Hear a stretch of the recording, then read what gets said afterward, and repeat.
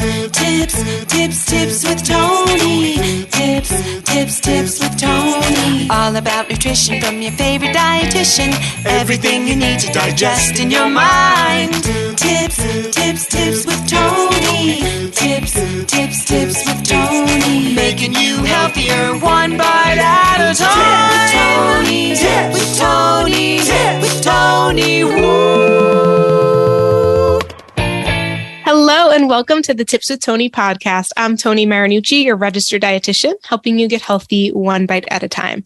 I'm so excited for our very next guest. We have a psychologist on today's podcast, aka she's very, very smart.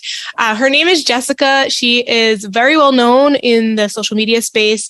She has lots of followers on TikTok, also on Instagram, and fortunately, she's someone who knows what she's talking about and is a positive influence, I would say, on the world. As we know that just because someone has lots of followers, that never always mean that they, have the credentials to back it up. But Jessica certainly does. So I'm super excited to have her here. We're going to talk all things about mindset, mood, body image. If you're feeling motivated, maybe you're not feeling motivated or you're feeling depressed, kind of being able to associate the two. So I'm really excited to get into today's episode. So without further ado, Jessica, welcome to the Tips with Tony podcast. Thank you for having me, Tony. I'm so excited to connect and talk. I love everything you do. And I follow a lot of registered dietitians because, we'll talk about this, but I work with eating disorders and learn so much from you all because you all have knowledge that I don't as a psychologist. So thank you. I appreciate you. That's awesome. So before we get into the meat of the topic, I would love for you to introduce yourself by sharing who you are, what you do, and most importantly, why you do what you do. Okay, awesome. So like Tony said, my name is Jessica, Dr. Jessica Rabin, but Jessica is absolutely fine. I'm not super formal. I am a licensed psychologist. I live in South Carolina. Outside of my job, which I will get into, I'm a wife, a mom, a dog mom. I like exercise, coffee, Sour Patch Kids. Those are my go-to things I always say about myself. So I do work in a children's hospital and I actually have two roles there. So a day and a half a week, I work in our adolescent medicine clinic, which is an outpatient clinic. And that's where I really focus on anxiety, depression, eating disorders, and LGBTQ plus health. And then the other 3.5 days a week, I work medical inpatient. So a lot of people think psychology and they think psychiatric inpatient. I work medical inpatient. So there I see a lot of kids and teens with complex medical conditions, physical traumas, eating disorders because of the hospitalization and stabilization. I work with individuals that get a new medical diagnosis and help them process and cope with that, or really any other comorbid mental and physical health concern. Outside of my formal job, like you said, I create social media content. I really want to make mental health content more accessible, destigmatize mental health, and making mental health professionals more relatable because a lot of people think a therapist is a blank slate and we're humans too. So as for why I do what I do, I love helping people. I love making a difference. I particularly love working with children and adolescents because I feel especially adolescents, that is such a vulnerable age. And if you have somebody that can help you work through some really difficult things, it can make such a huge impact. I'm so passionate about mental health. So that's also why I make content, because I love to reach people that maybe mental health care is not accessible to. I love working in a team, which is why I work in a hospital, because I think, treating the whole person is so important. And so if you have,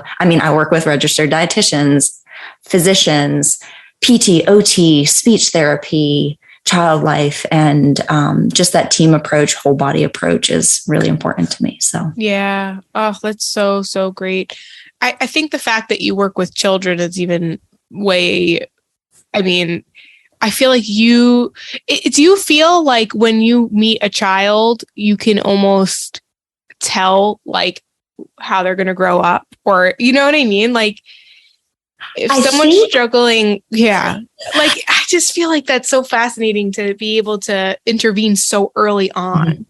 I think it's more telling when you meet the adults they live with and kind of get a better picture of the environment that they live in. And I feel obviously, nobody can predict the future exactly how it's going to be out, but based on patterns, experiences. Like, I can think of clients that I know, their parents are super involved and bring them to therapy and are super supportive and are willing to engage and get their own therapy and listen to my insights and tips and things like that. And I know that those individuals are more likely going to have a better outcome than, say, the ones that parents maybe not involved, or guardians, whoever the adults in their life are, or just kind of why they're there, what brought them there. But I do feel like for the most part, if you can get good intervention early, it's going to set them up for better success later.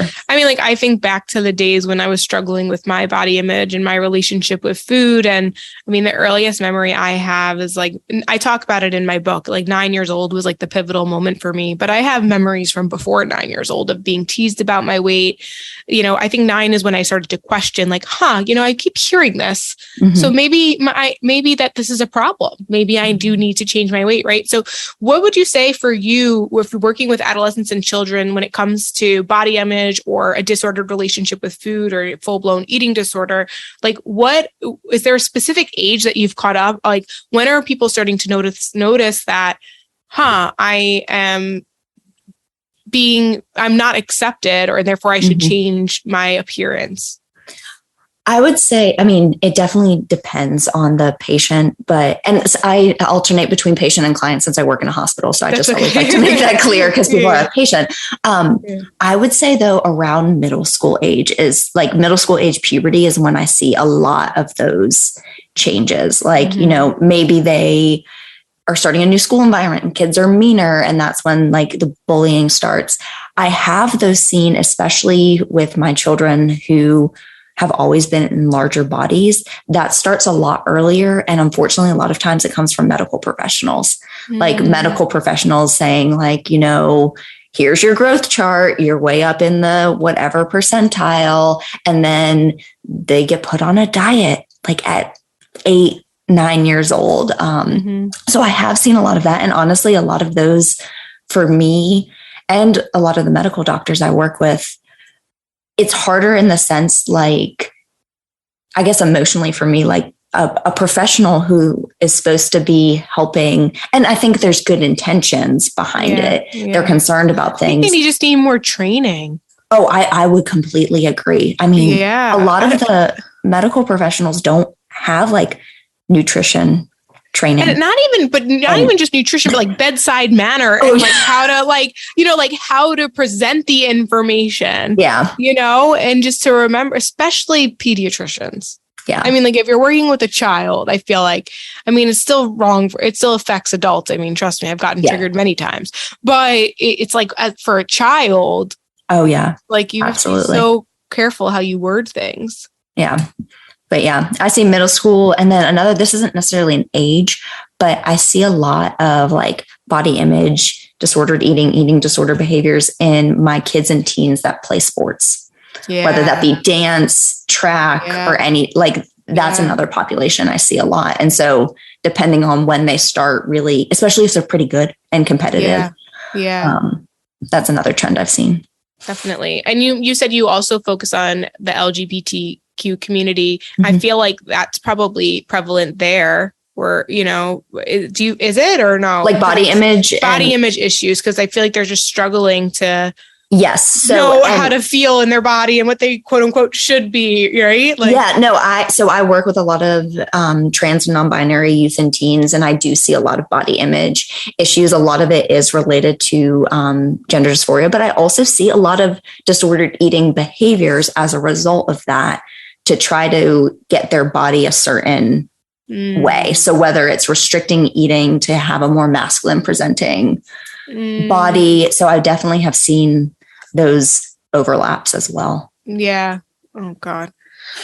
So, okay. So let's talk about what somebody can do as an adult who almost like recognizes these patterns, their behaviors, or they see where they understand why when they look at themselves in the mirror, they don't like what they see because they've been telling themselves that they're not good enough for most of their life, right? Or maybe other people have told them that they're not good enough or that their legs are too big or whatever it was.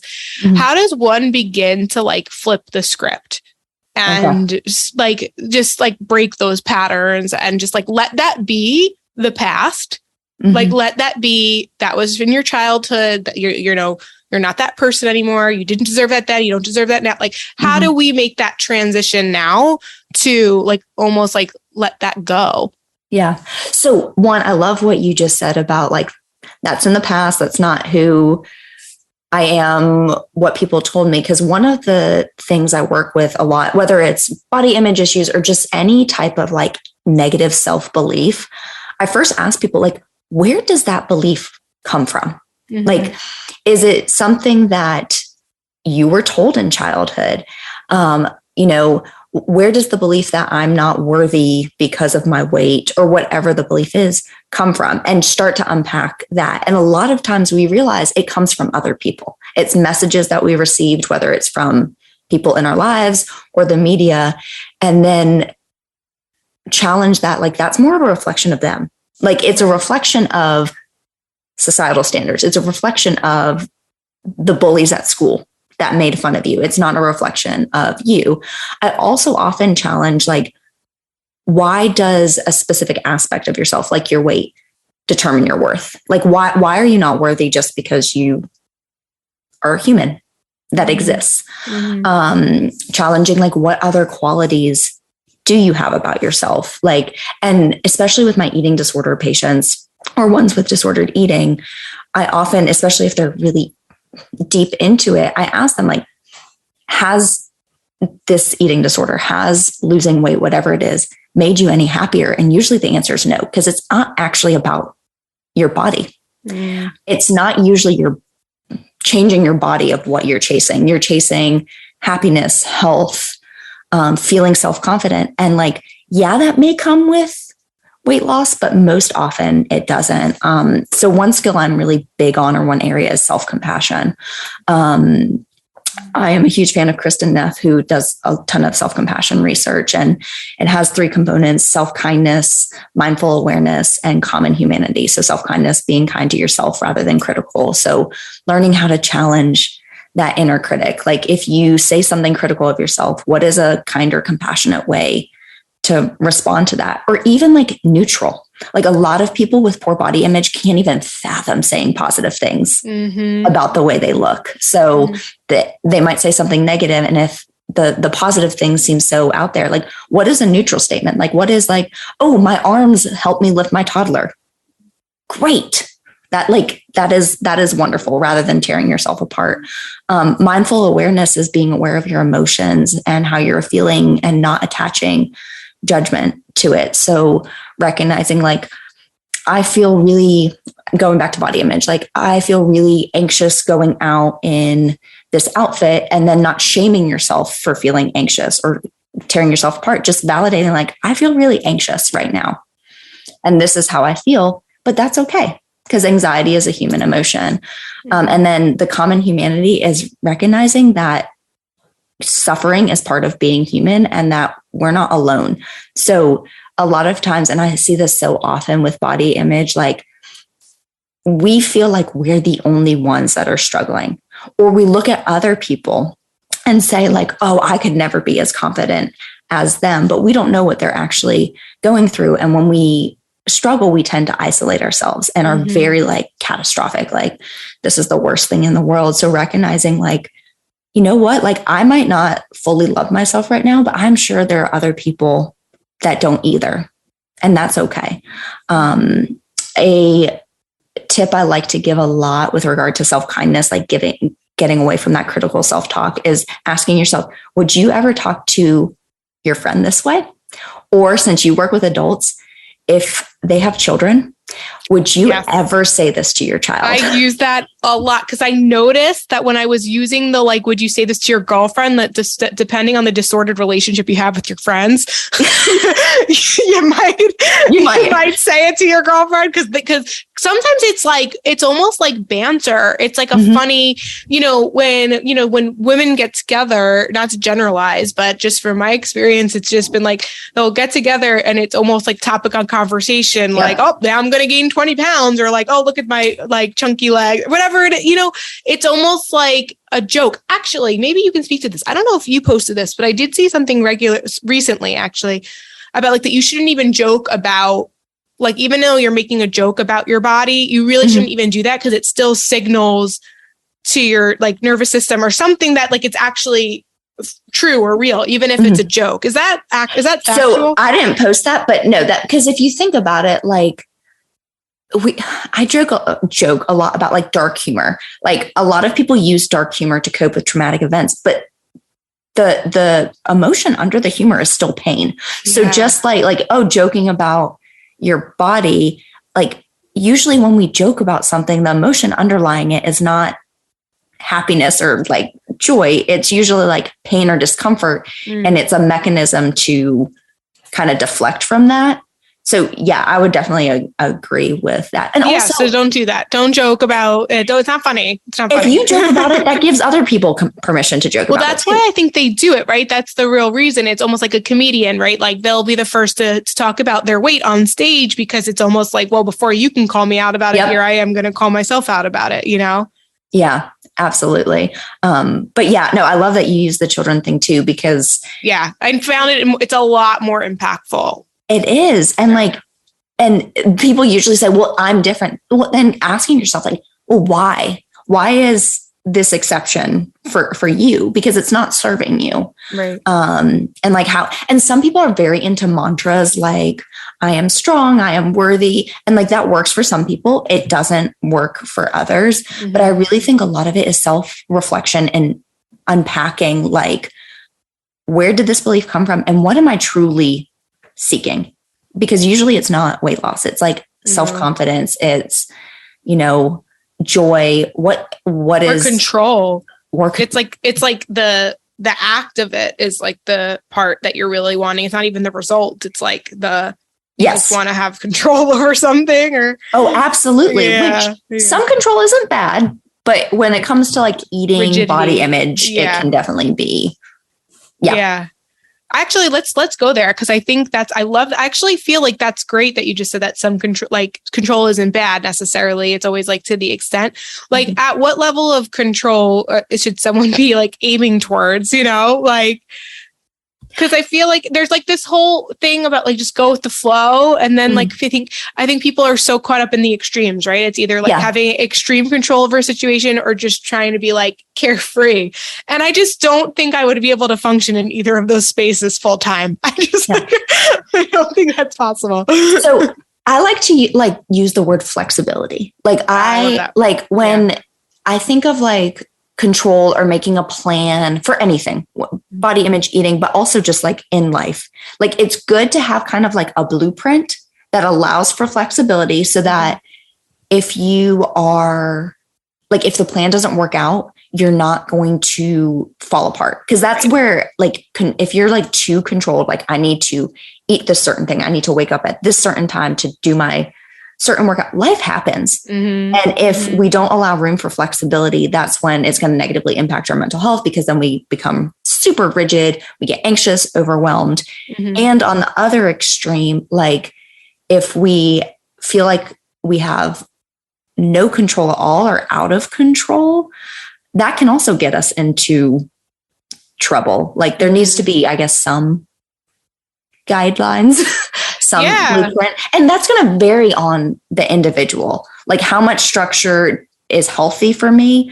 And that's why I like to say flexibility. If like you have a certain plan in place for whatever it is, if that plan goes awry, would you still be okay? If the answer is no, I would argue that's probably when the control is too rigid. Too much. Right. I love that. So, okay.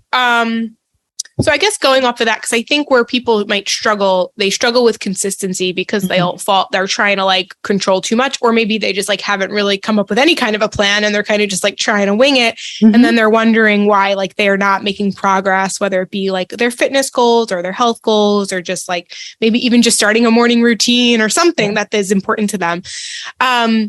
One thing that comes up a lot with in sessions actually with clients is there's a point where sometimes where we feel like we're doing all we can, but this client might be really struggling. It's not so much like a lack of motivation. It's not so much that the plan that they're following is ineffective. It's more so like they themselves might be struggling with something a little bit deeper, where they might really be more depressed or like very anxious. And so we often obviously refer out at that point and just have them, working with a mental health professional, because, that we don't want to obviously go outside our scope. And then also too, like nothing we can say or do is helping if you don't feel like you gotta meet us in the middle, right? You gotta do something, right? So can you help our listeners decide, like get clear on, like, is it just like lack of motivation? Maybe you're burnt out and maybe this isn't the plan for you, or maybe it's just not the season for you or whatever, versus I'm struggling with depression and this is a lot more than just not feeling motivated. I love that question. And I love what you just said, because you kind of hit the nail on a lot of things. When I think of lack of motivation, it's a lack of motivation for a specific task or like a specific time period. So like you said, is this just not the plan for me? Like you might not be motivated to complete the plan because the plan actually isn't something you want to do. Like maybe you signed up because you thought like, oh, I just need to do this and it will all be good. But like, then you start getting into it and you're like, I don't actually enjoy this. And it seems more of a chore. So then you're not going to be motivated to do it because you don't have passion for it. You don't actually have a desire. It's not something that brings you joy or makes you feel good. Or like you said, like a time period, is it not the season? Like, are you not motivated to start a new morning routine because you actually have 17,000 other things going on in your life that you need to prioritize? And like, yes, it would be great if you could get up at 5 a.m. and have an hour to yourself before the kids get up and do this whole thing. But you might actually need to prioritize sleep. And therefore, like in theory, the idea is good. Yeah. But the desire to actually do it is not there. So like I characterize lack of motivation more as surrounding like a specific task or specific time period. And usually that is related to just that not being the right fit for you and whatever. Sorry, not to cut you off, but is there like a duration? Because like I feel like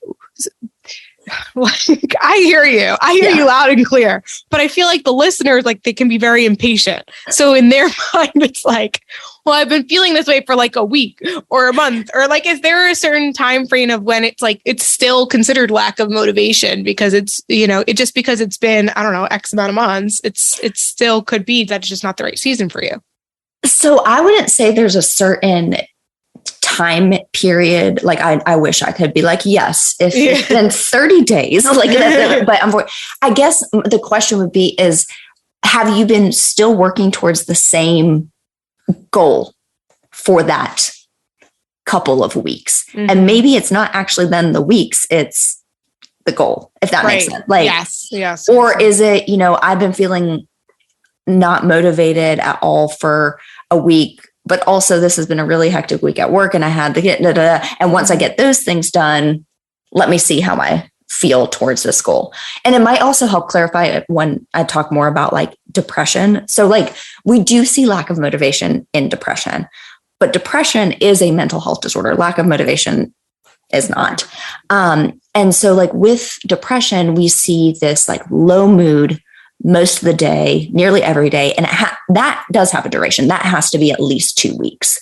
And then, with depression, we usually see people that like lack interest in activities that they used to enjoy. So that's where I would kind of also make a distinction. Like, did you used to really enjoy going to the gym and meal prepping and things like that? And you've consistently been doing this. And then there's been a sudden shift versus like, this is a new plan and I'm just not motivated to follow through with it. maybe where we see more of the depression, because like this is something you used to really enjoy doing and now you don't. We see more like fatigue and tiredness, sleep and eating difficulties, a lot of like irritability, agitation.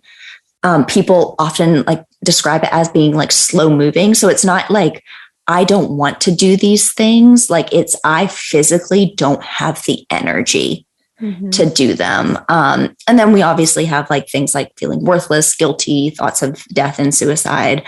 And so, like I said, the two can definitely overlap. Like when you're feeling depressed, you're likely not going to feel very motivated to do a lot of things. But like I said a few moments ago, with regard to lack of motivation, like usually maybe you're not passionate about it. The thing doesn't bring you joy. Like when you're feeling depressed, it's something that you actually really desire to do. It's just like you physically feel like you can't. So like it might be like brushing your teeth. Like I feel like I want to brush my teeth. My mouth feels awful, but like the thought of getting out of bed and going to the bathroom to do so just like seems exhausting. Right. So it's more like a feeling of impossibility versus like, I just don't want to do it. So I hope that helps. Yeah, that definitely helps. So I guess where my brain goes is like, I've heard that there's such a thing as, and maybe we can speak about this too, like almost like functioning anxiety, where like you could be really anxious, but no one would really know, but because you're like a high performer, but like you're really anxious. Like, can that be true for depression? Oh, okay, yeah. because like I feel like what you described is like where people typically think and see as depression, but I mean I don't know, I don't know if it's like a personal thing or what, but like I don't know if it was depression, but there was a stage in my life where I was real sad, like I was really, but I'm still, if people would never know. Like people, because I'm a high performer, but I also, it's like, you know what I mean? Like, so it was like, I didn't want to do anything ever. I felt like I was really struggling. This was, I mean, maybe people know this was a few years ago because I had like a bunch of different health issues going on and I just like so many transitions and it just felt that way. Like every day was so hard. Yet I still managed somehow to do things. But the fatigue, the lack of what I would thought was just lack of motivation, the self-criticism, it was just like, I never felt that way before. It was overwhelming, you know? Oh, no, absolutely. So there is like high functioning depression, high functioning anxiety. And it's interesting, like what you said. I mean, obviously I'm not your psychologist, so I'm not going to diagnose you, but like you describe what I see a lot of, like, especially my teenagers that are super high achieving in school. So this is where I see it. Like they still go to school, they're making the straight A's, they're doing all this, but then they come home at the end of the day and literally just like do nothing, or they're able to do those more like higher order tasks, like, or you going to your job, running your podcast, doing all this, but maybe you're realizing like, oh, my sleep is actually like horrible, or like my basic self-care, because those are the things that tend to go first, like self-care, eating habits, brushing your teeth, bathing. So you might show up every day, go to work, do all these things, and so nobody on the outside notices, but then you're like, oh gosh, I haven't washed my hair in X amount of days, or like I have, but like I'm so exhausted, lack energy that taking a shower is so draining, or I go home and like I have a bag of chips for dinner because the thought of cooking is like so overwhelming. Yeah, definitely. Definitely. Okay. So with that said, I mean, I kind of know this answer, but it's just so the listeners can hear. When does someone reach out for help? So I would argue that if you are questioning if you need to reach out for help, you need to reach out for help. Yeah. Like if you're like, I wonder if I'm anxious, or I wonder if I'm depressed, or I wonder if this is more than lack of motivation, that's probably like a key that you need to reach out for help. I always make this disclaimer on my social media, on my podcast, like talking to people. Like I also recognize that mental health care is not accessible. And that's what I wanted to go to next. Yeah, because when you have someone who is depressed or overwhelmed or dealing with trauma. It's like they know they need the help, but even the thought of now trying to find a therapist itself can be exhausting. Yep. I would love for you to kind of speak to some basic tips or things that someone can do to make that process a little less overwhelming. So like the process of like finding a therapist and or even just letting them know that that's okay and it's normal. Yeah. And like it is. So one, healthcare is not, unfortunately, super accessible to many people. If it is accessible to you, like the thought of trying to find a therapist is very overwhelming. Psychologytoday.com is a great resource because you can put in your location, the presenting problem, if you have insurance, what insurance you have, if you have a preference for gender of a therapist, like all of those things. And it like provides you with people in your area. If you're good with telehealth, you can see anybody within your state. So even if it's driving distance and some people don't like telehealth, but if you're really depressed and the thought of like getting up and driving to go to a therapist is actually a lot. It can meet you better. more. Yeah, exactly. Yeah. You're probably more likely to do it. Yeah. If the thought of going to therapy seems so overwhelming and exhausting right now, like there are other resources, at least to get you to maybe a little bit a better place before you want to like start. Like, so there are therapists on social media, licensed professionals. Therapy and Instagram or TikTok are not the same thing, but there are a lot of helpful tips. You just need to make sure you're getting them from a licensed professional. Like listening to podcasts, there's plenty of books that are great resources, whether they're self-help books or like a lot of therapy workbooks are out there that you can use in therapy, but you can also use on your own. That maybe that sounds easier and more manageable right now, like doing some workbook exercises. Even like journaling, a tip for depression. So there's an intervention called behavioral activation, and it's very similar to what it sounds like. It's activating behaviorally. So like I said, our self-care tends to be the first thing to go. So going back to kind of control and having a plan, like setting like goals for the week of, you know what, since I've been really depressed, I've noticed that I haven't been moving my body. And that's something I used to really enjoy. I'm used to go to the gym 5 times a week. That seems daunting. I'm going to set a goal to go for a 30-minute walk twice a week. Because the whole thought process behind behavioral activation, one, it's getting you to do things that you enjoy. And that's the whole purpose. It should be things that like are innately rewarding. So back to basics, showering, brushing your teeth, eating, sleeping. But beyond that, like playing with your dog, moving your body. So it gets you up doing things you enjoy, but also gets you moving, because a lot of people with depression will just feel, like I said, so exhausted. Then they lay there and then they think of how exhausted and self-critical and things like that. That's just going to reinforce the cycle. So I guess those are a few tips. Also, we've been through like a massive trauma in the past few years with the pandemic. So recognize that like, it's been your heavy. mental health's not great. That's normal.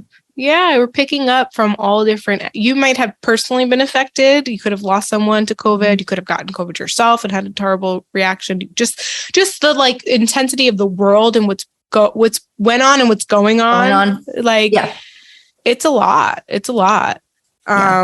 So I always try to remind people to be more patient with themselves. No, be more patient, be kind to yourself, recognize that you're not the only one. Like, and if, you know, maybe a therapist seems out of reach to you, if there are people that you can trust and talk to, even if there's somebody like online that you connected with.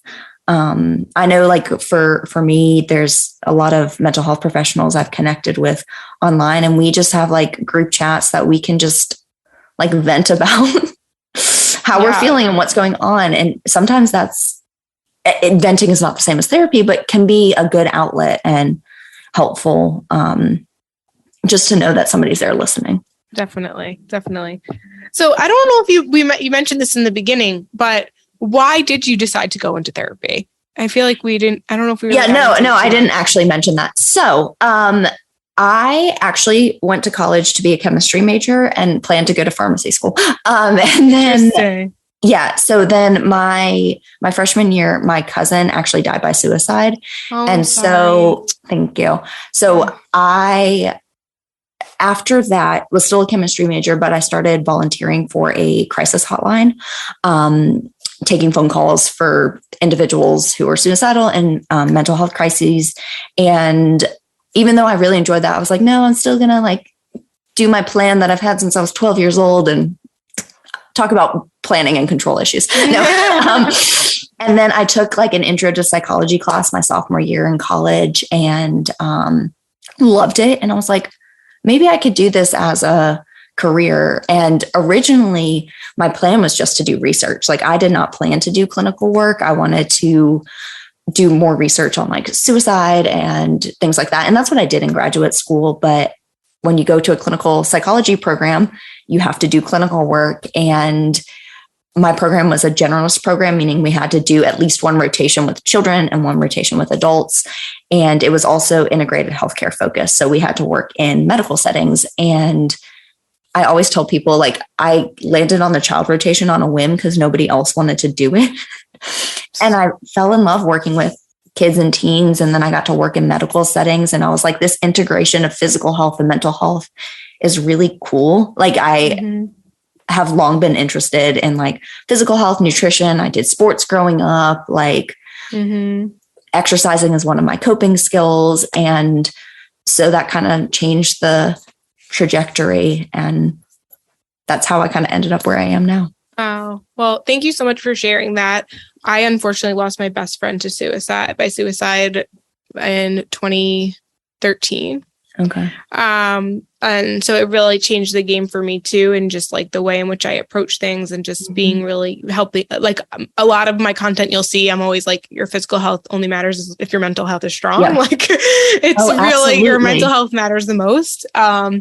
So I guess a couple things, because we brought it up and I think it's important for us to, just in case we don't know who we're speaking to, or maybe they know someone who might be struggling with suicidal thoughts, the hotline changed. Right? Yep.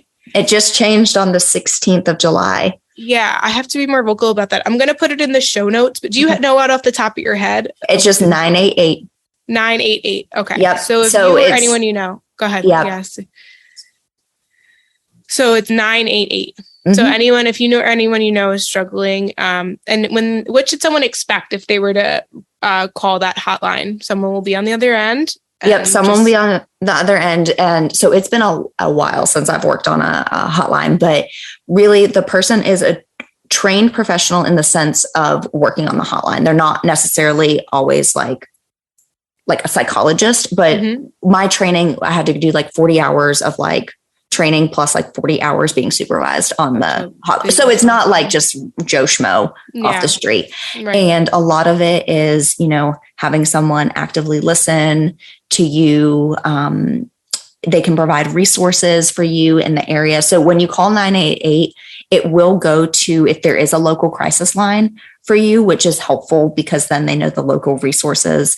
The calls are supposed to be confidential. I say supposed to be because some people will say, well, like I called one and they found me, but really it's supposed to be a confidential hotline. You can share your name if you want. You don't have to share, where you just have somebody on the other end that can provide you with support, listen, provide you with resources, like I said.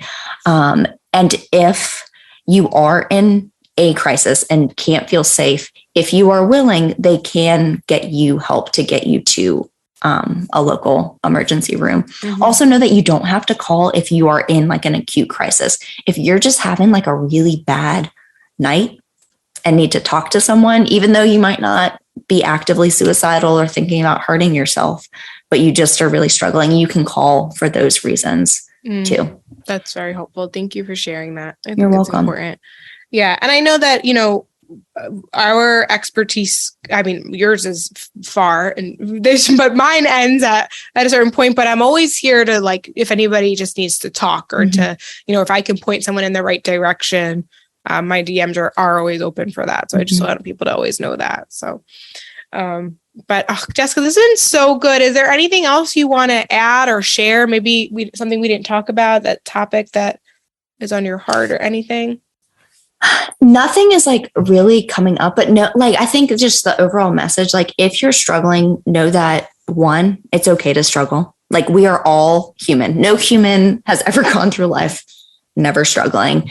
And two, like it can be scary, but reach out for help, whatever that looks like. If it's reaching out to a friend, if it's reaching out to somebody on Instagram, if it's calling a hotline, struggles are whatever you're going through, it's valid. And I want you to recognize that, validate that. Don't shame yourself for struggling. And there is help available, whatever that looks like. Nutrition help, exercise help, mental health help. But yeah, you're not alone. We all are definitely going through struggles. Alone. Yeah, definitely not alone. And I always want people to know it'll pass. This too shall pass. I think that was like one of the big quotes that really helped me through like tough times. And it's true, right? Some days, you never know. Tomorrow might be the day you wake up and you feel better. So just hold on to that, because eventually it will pass and things will get better. And the more anybody who's listening to this podcast is already way ahead of the game, because, this is where you're going to just keep good messages in your ear, whether that be through podcasting or, following certain people on social media and maybe unfollowing other people on social media.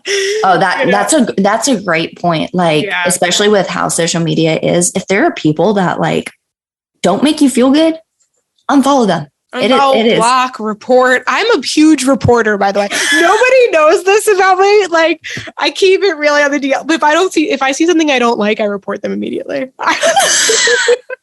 Okay. Note to self. No, I'm just kidding. Because there's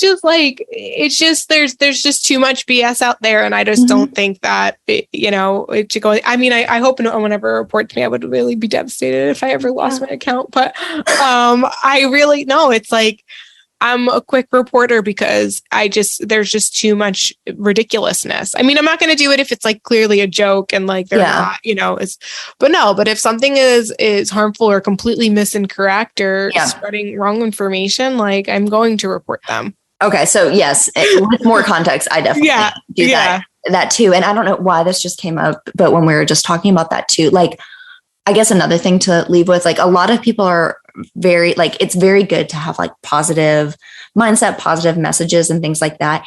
And at the same time, make sure you're consuming like a balance of things as well, like really factual information or people that do share their struggles, because I have found, especially during the pandemic, like people that only follow like super overly positive accounts feel bad about themselves when they're like, why am I not that way? Right. And just thinking about that when you said like, tomorrow might be a better day. Like, yes, tomorrow might be a better day. And a couple of weeks from now, you might have a bad day and that's okay too. Right.